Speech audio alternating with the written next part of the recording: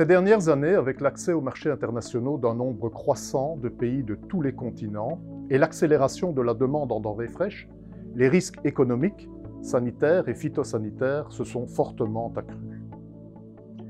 La thématique intitulée « Santé des plantes » regroupe deux aspects différents. D'un côté, on s'intéressera aux risques pour la santé humaine liés à la présence de certains contaminants dangereux, comme les micro-organismes pathogènes pour l'homme, les métaux lourds, les mycotoxines, ou encore les résidus de pesticides dont les concentrations dépassent les valeurs acceptables. D'un autre côté, on s'inquiétera de la présence éventuelle d'organismes nuisibles pour les plantes, comme les insectes, les nématodes, les virus, les champignons ou certaines bactéries, qui ne sont pas naturellement présents dans une région donnée, mais qui peuvent y être introduits involontairement via les échanges croissants de produits végétaux entre les diverses parties du globe.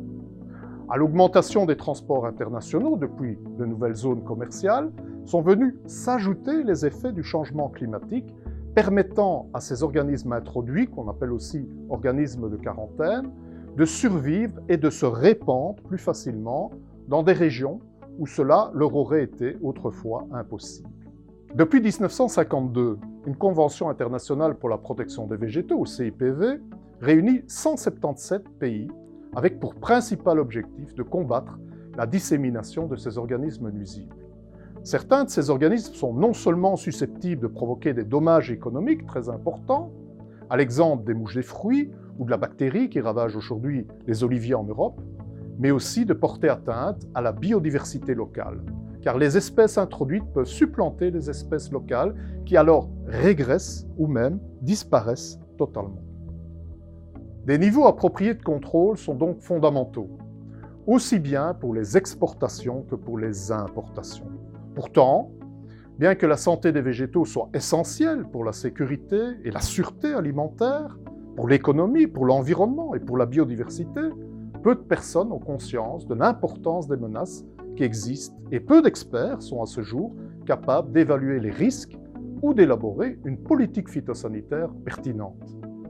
La conformité réglementaire, comme la protection des végétaux, exige une stratégie à long terme, qui ne peut se définir que dans le cadre des normes et des réglementations internationales, comme par exemple le règlement européen 2016-2031, qui dessine un nouveau cadre en Europe pour la protection des végétaux. Comprendre les enjeux de la santé des plantes, pouvoir évaluer les risques et communiquer à leur sujet, être capable d'organiser et de mettre en place une surveillance efficace grâce à des mesures réglementaires, des services d'inspection, des laboratoires compétents, est absolument indispensable pour garantir une production durable.